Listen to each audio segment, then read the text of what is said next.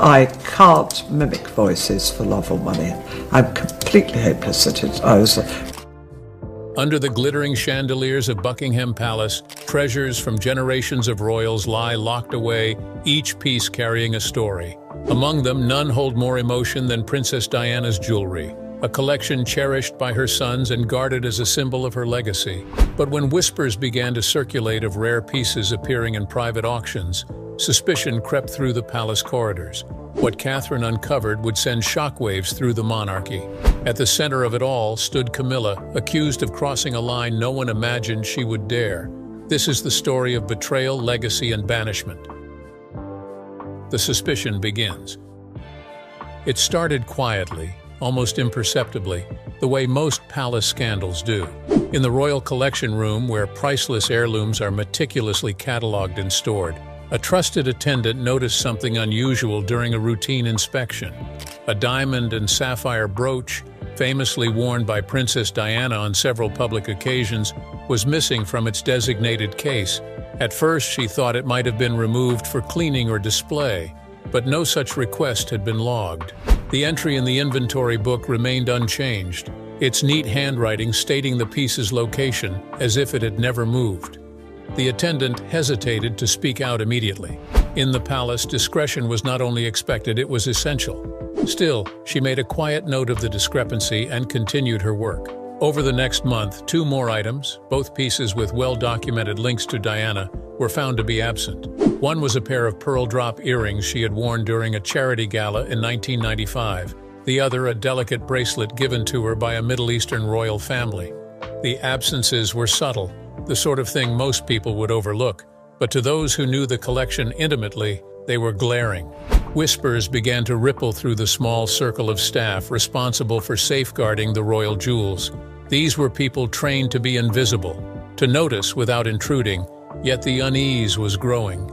Some wondered if the items had been loaned to family members without official record, while others quietly speculated that something more troubling was unfolding. Catherine became aware of the concerns one afternoon while reviewing preparations for a state banquet. An attendant she trusted lingered at the end of their meeting, her tone cautious as she mentioned a small inconsistency in the jewelry log. Catherine, who understood the sentimental and symbolic weight of Diana's collection, felt a flicker of alarm. She asked to see the records herself. Sitting in her private study, Catherine examined the inventory book and the photographs attached to each listing. The missing pieces were not just any jewels, they were ones that had featured prominently in photographs of Diana, pieces instantly recognizable to the public and deeply personal to William. The idea that they might be unaccounted for made her pulse quicken. She requested a list of all recent loans and cleaning schedules, but as the pages were placed before her, the truth became harder to ignore. There were no official requests for these items. They had simply vanished. That night, she mentioned the matter to William in the privacy of their quarters. His reaction was immediate, his jaw tightening as he listened. He had long been protective of his mother's belongings, seeing them not as mere objects but as fragments of her story. For them to go missing without explanation was more than troubling. It was unacceptable. Neither of them could yet imagine where the trail would lead. For now, the questions outnumbered the answers. But one thing was certain. Something was happening within the palace walls, and it was happening in the shadows.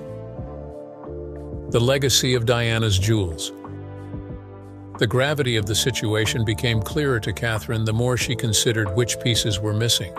Princess Diana's jewelry was not just valuable. It was woven into the fabric of modern royal history. Each item carried its own story, a memory that could be traced through photographs, news reports, and the recollections of those who had known her. These jewels had been worn at state banquets, on royal tours, and in moments of quiet charity work, each appearance adding another layer to their significance. The sapphire and diamond brooch had once belonged to Queen Mary, before it was passed down to Diana as a wedding gift. She had worn it not only at formal engagements but also in less public moments, pairing it with tailored jackets in a way that redefined royal fashion. The pearl drop earrings were among her most elegant possessions, often chosen for charity galas where she wished to strike a tone of dignity and grace. The bracelet, delicate but rich in meaning, had been a personal gift from a Middle Eastern royal family during a tour that showcased her ability to connect with people across cultures. Since Diana's passing, these pieces had been handled with utmost care. They were not simply locked away. They were preserved as part of her enduring legacy, each one symbolizing a moment in her life that her sons carried with them. William, in particular, had been vocal about ensuring his mother's possessions were protected. For him, they were not merely heirlooms, but tangible links to a woman whose absence was felt every day. When Catherine had first joined the family, she had been shown parts of the collection, not as a privilege of status, but as a gesture of trust. Over the years, she had worn certain pieces for special occasions, always mindful of their history. She understood that wearing them was not about personal adornment, but about carrying forward Diana's presence in moments that mattered. That was why the thought of them being unaccounted for felt so deeply wrong. It was not just a breach of security, it was a violation of memory. The disappearance of such pieces could not be explained away as a clerical error. It required intent, access, and a willingness to cross a line that most within the palace would never dare to approach. In the days following her discovery, Catherine began speaking discreetly to staff who had been in service long enough to know the collection's history. She listened to their accounts of how pieces were logged, who was permitted access, and what security measures were in place. The same sentiment echoed in each conversation. For something to vanish from the royal vaults without record, someone with authority had to be involved. The more she learned, the more her unease grew. These jewels were not just missing, they had been taken. The question that remained was where they had gone, and why. Catherine knew the answers would not be easy to find, but she also knew she could not stop looking. An unlikely trail. The first tangible lead came from an unexpected source. Catherine was reviewing correspondence from various royal patrons when a letter from a trusted charity associate in Paris caught her attention. Tucked between updates about an upcoming fundraiser was a casual mention of a private auction in Monaco. The letter's author, a woman well-connected in elite circles, noted she had seen a striking sapphire and diamond brooch listed in the catalog, a piece she was certain had belonged to Diana. She assumed it must have been loaned out by the family for charity purposes, but Catherine knew no such arrangement had been made. That evening, Catherine retrieved her laptop and searched for images from the Monaco auction. There it was, the same brooch, photographed under bright lights, the catalog description carefully omitting its royal history, but hinting at a distinguished provenance. The estimated value was staggering, but what caught her attention more was the discreet note that it had already been sold to a private collector. Her pulse quickened. This was no coincidence. She quietly contacted her associate, asking for any further details about the auction and its sellers. A few days later, she received a reply containing a list of lots sold that night, along with discrete photographs of the auction's preview event.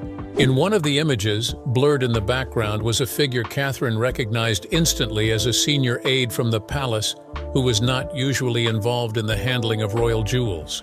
It was the connection she needed to begin pulling at the thread.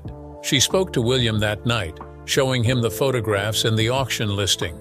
His reaction was one of restrained fury, the kind that came when betrayal touched something personal. He agreed they needed to proceed cautiously. If this was happening in connection with Diana's collection, there was no telling how many pieces had been sold quietly and how deep the involvement went. Over the next week, Catherine instructed a small, trusted circle to monitor international auction houses and private sales. Within days, two more familiar items surfaced. The pearl drop earrings appeared in a catalog for an exclusive Geneva auction, described as from a distinguished European collection. The delicate bracelet was photographed in the hands of a London-based dealer known for discreet transactions with wealthy clients. Each discovery deepened the sense that this was no opportunistic theft, but a deliberate, organized effort to sell off pieces of immense sentimental and historical value. The fact that the transactions were happening internationally suggested a network, one with both access and confidence that their actions would remain undetected. Still, Catherine was careful not to accuse without proof. She gathered each detail, each image, each trace of a sale into a private dossier, knowing that once she made a move, the consequences would be irreversible. The trail was becoming clearer, and it was leading back toward the palace itself. Whoever was orchestrating this believed they were untouchable, shielded by status and position. Catherine knew that illusion was about to be broken. Catherine's discovery.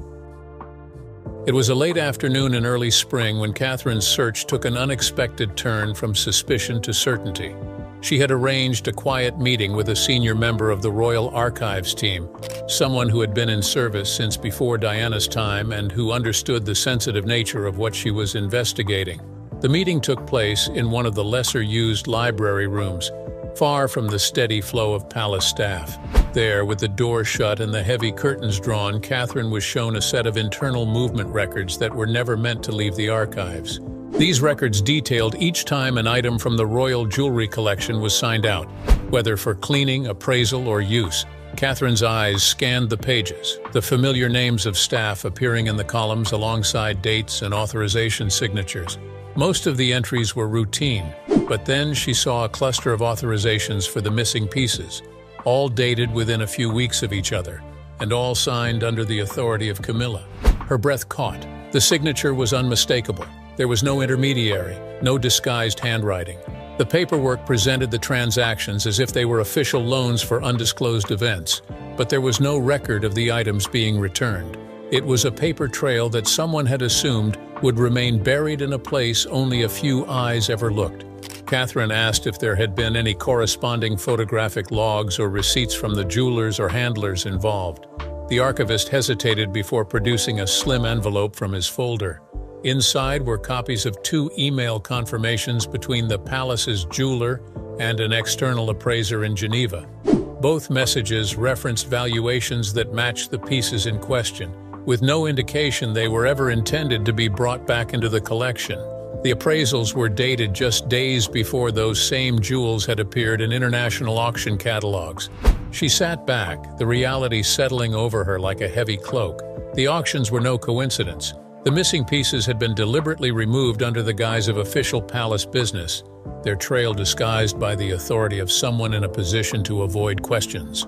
And that someone was now in possession of the kind of access only the most trusted family members enjoyed. Leaving the library, Catherine walked the long, echoing corridor toward her private quarters. Every portrait on the walls seemed to watch her pass, as though the weight of the family's history was silently urging her to act. She thought of William, of the promise she had made to honor Diana's memory, and of the quiet betrayal these actions represented. By the time she reached her rooms, her mind was set.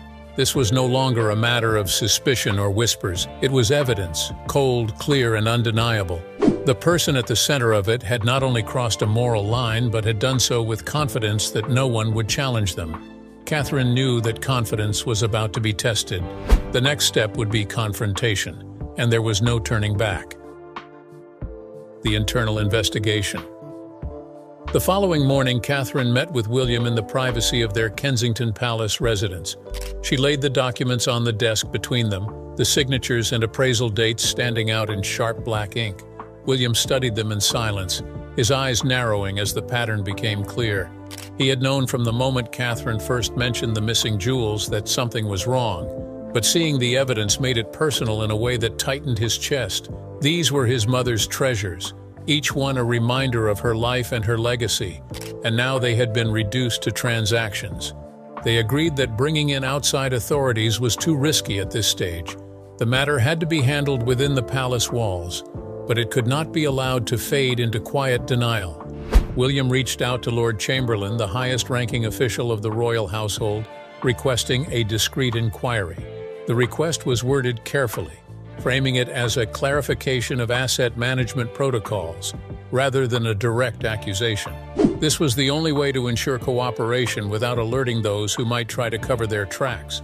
Within hours, a small team of trusted palace investigators began their work. They examined entry logs, security footage, and transportation manifests for the weeks in question. The results came back quickly and left little room for doubt.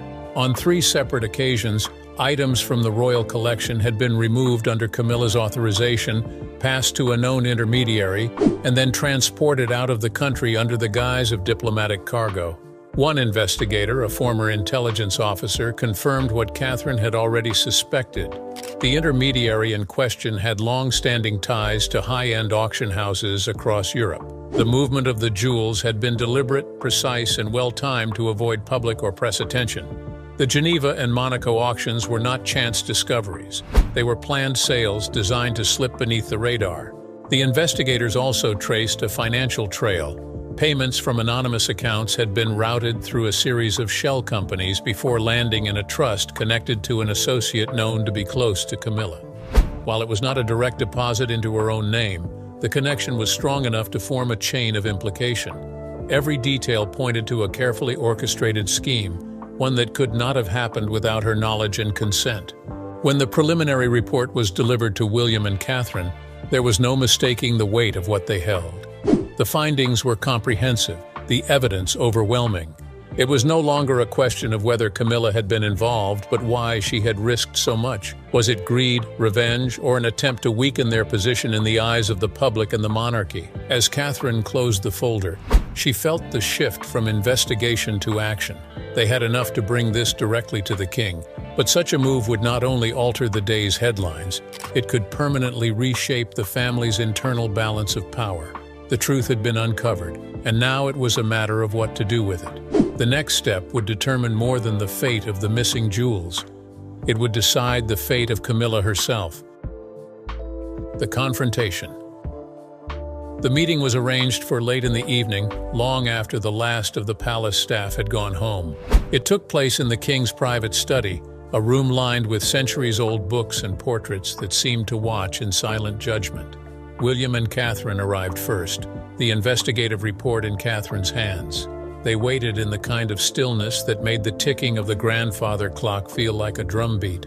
When Camilla entered, she carried herself with the same air of confidence she always wore, though there was the faintest flicker of wariness in her eyes. Charles remained behind his desk, his posture straight but his expression shadowed. He gestured for everyone to sit, but Catherine remained standing, placing the report squarely on the desk before him. William's voice was steady as he explained the contents of how the missing jewels had been traced from the vaults to international auctions. The authorization signed in Camilla's own hand, the intermediary with documented ties to her circle. He did not raise his voice, but each word carried the weight of accusation. Camilla glanced briefly at the documents, then leaned back in her chair. She claimed it was all a misunderstanding, that certain items had been moved for valuation and potential insurance updates. She insisted there had been no sales, no intent to remove anything permanently from the collection. Her tone was calm, but her gaze avoided the sharp eyes of Catherine, who knew the report disproved every word. Catherine stepped forward then, her voice quiet but firm. She recounted the timeline of the removals, the appraisals in Geneva, the photographs from Monaco, and the financial trail that led back to an associate in Camilla's inner circle.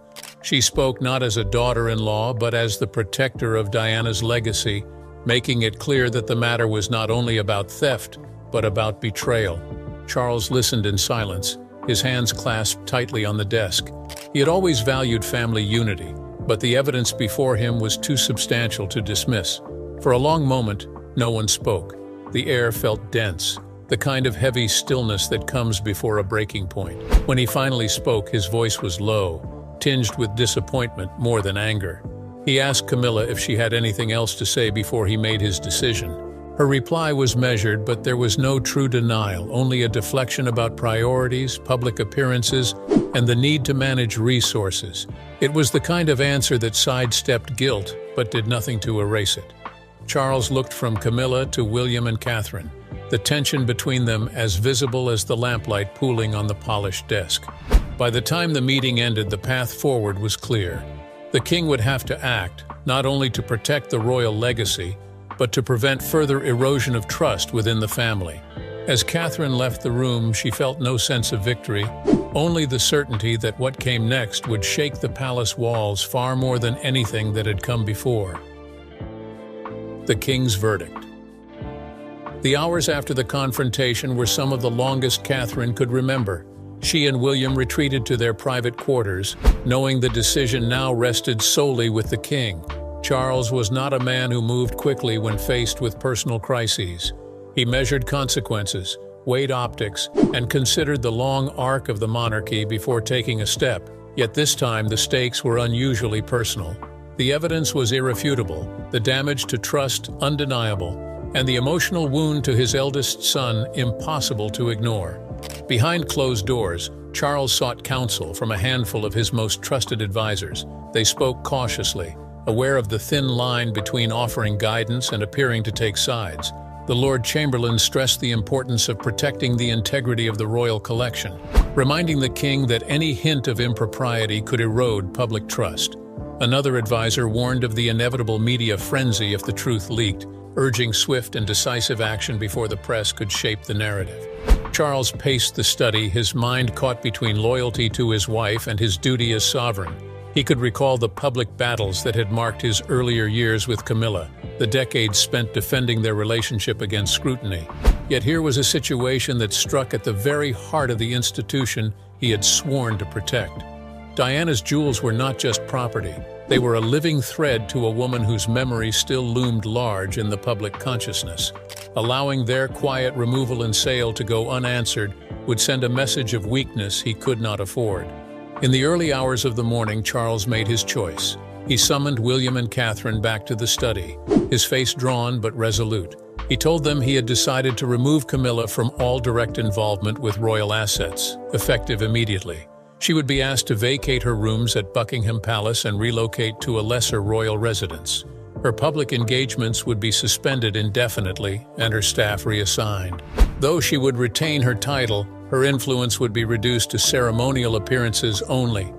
Charles made it clear that the decision was not made lightly. He admitted that it pained him to take such measures against someone he had fought for, but the integrity of the monarchy and the trust of his son came first. Catherine listened in silence, her relief tempered by the knowledge of how public and painful this would soon become. William thanked his father, his voice steady but his eyes revealing the strain of the past weeks. Later that day, the official announcement was drafted in the careful language of palace communications. It made no mention of the jewels or the investigation, citing only a reassessment of roles and responsibilities within the royal household. But those inside the palace knew the truth, and in those circles, the king's verdict marked a turning point. By nightfall, the corridors were alive with whispers. Camilla had not yet been told directly, but everyone understood the weight of what was coming. The king had drawn his line, and there would be no stepping back from it now. Camilla's banishment. The summons came in the late afternoon. Camilla had been in her private rooms at Clarence House, reviewing correspondence and planning her upcoming charity appearances, when a discreet knock at the door announced the presence of one of the king's senior aides. The message was simple and direct. His Majesty requested her presence at Buckingham Palace that evening. The wording carried no warmth, no suggestion that this was a casual meeting between husband and wife. She knew instantly that whatever had been brewing in the background had now reached its peak. The drive to the palace was quiet, her security detail offering no conversation. The familiar gates swung open, but the welcome felt colder than she remembered. Inside, she was led not to the king's public reception rooms, but to the private study where decisions of state and family alike were made. Charles was already there, standing near the window with his back to her. He turned only when the door closed behind her, his face pale and drawn. He began without ceremony, his words measured but heavy. The investigation was complete. The evidence, he said, was impossible to ignore. Catherine and William had shown him the reports, the authorizations, the financial trails, and he could not look the other way. This was not merely about the disappearance of a few items, it was about trust, respect, and the preservation of the monarchy's honor. The jewels in question had been part of Diana's legacy, something the public held dear, and their removal had struck at the heart of the family's credibility. Camilla's response was calm at first. She repeated what she had said during the confrontation days earlier, that the jewels had been moved for valuation, that the transactions were being misinterpreted. But Charles's eyes told her he no longer believed those explanations. He spoke of the damage done, the necessity of protecting the institution, and the impossibility of maintaining her current position within the household. The verdict was delivered in the same tone a monarch might use to end a long-standing treaty. She was to vacate her private apartments at Buckingham Palace within 72 hours. She would relocate to Ray Mill House, the residence she had kept privately before her marriage. Her schedule of public duties would be suspended indefinitely, and her access to royal assets would be permanently revoked. While her title would remain, her role would be reduced to ceremonial appearances at the king's discretion. For a brief moment, the air between them was thick with silence. Camilla's composure cracked just enough for her voice to tighten as she asked if this was truly the path he wished to take. Charles did not answer immediately. When he finally spoke, it was as a king, not a husband. The decision, he said, was final. She rose without another word. The aide reappeared to escort her out, and the sound of her footsteps in the corridor seemed unnaturally loud. Staff members glanced up as she passed, their expressions carefully neutral. By the time she stepped into the waiting car, the reality of her altered life was settling in. The palace she had fought for decades to be part of was closing its doors behind her. That evening, the official statement was released. It spoke of a restructuring of duties within the royal household and thanked the queen consort for her service. It was brief, controlled, and devoid of detail. But inside the palace walls, no one was under any illusion about what had just occurred. Camilla was gone from the center of royal life, and the balance of power had shifted decisively. As the car carrying her disappeared into the London streets, Catherine stood at a window on the upper floor of the palace, watching the taillights fade. There was no satisfaction in her expression, only a quiet certainty that Diana's legacy was safer tonight than it had been in many years. The corridors felt lighter, the air clearer, as though the building itself had breathed out after holding tension for far too long. The jewels return.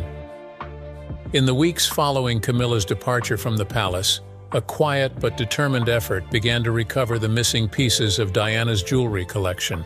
William and Catherine worked closely with a small team of investigators who had uncovered the truth, using their connections discreetly to track down the items.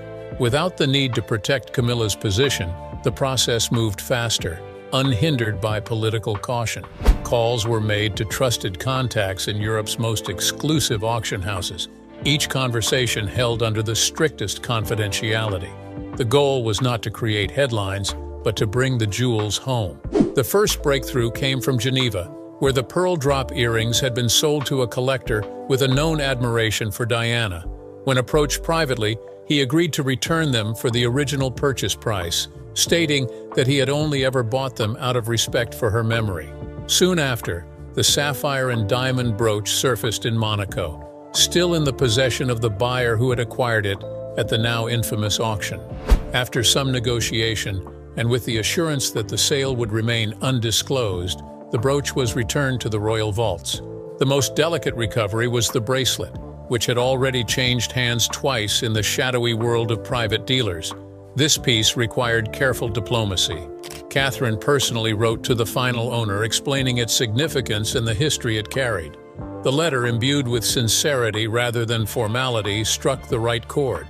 Within a fortnight, the bracelet was delivered to Kensington Palace in a plain velvet box, no questions asked. When the three pieces were reunited in the royal collection room, they were laid out on a table under the soft glow of the security lights. William stood silently, his gaze fixed on the jewels. For him, it was not about their value or the public image they projected. It was about the fragments of his mother's life that had been stolen and the sense of violation that had followed. Having them back was a small restoration of order, a mending of something that had been torn. Catherine felt a quiet pride as she looked at the pieces, knowing the work it had taken to recover them without igniting a scandal that could have consumed the monarchy. She thought of the long nights spent following leads, of the confrontation in the king's study, of the decision that had changed the palace's inner structure. Each step had been necessary to arrive at this moment. The jewels were returned to their rightful place in the vaults, secured under the watch of those who understood their significance. There was no public announcement, no photographs released, but within the palace, word spread that Diana's treasures were home again. And with them came a renewed sense of resolve. Never again would her legacy be so carelessly endangered. In the silence of the vault, the jewels seemed to gleam just a little brighter, as though they too understood they were back where they belonged. What began as a whisper of suspicion had ended with the quiet return of treasures too precious to lose. The palace had faced betrayal from within, endured confrontation, and made a decision that altered its inner balance forever. Diana's jewels were more than ornaments. They were pieces of history, symbols of love and legacy. By restoring them to their rightful place, William and Catherine had not only protected the memory of the woman they both cherished, but had also reaffirmed the strength of their own role in the monarchy. Some victories are silent, yet their impact echoes for generations. What do you think about this story? Please share your thoughts in the comments. Don't forget to like, share, and subscribe for more videos like this. Thank you.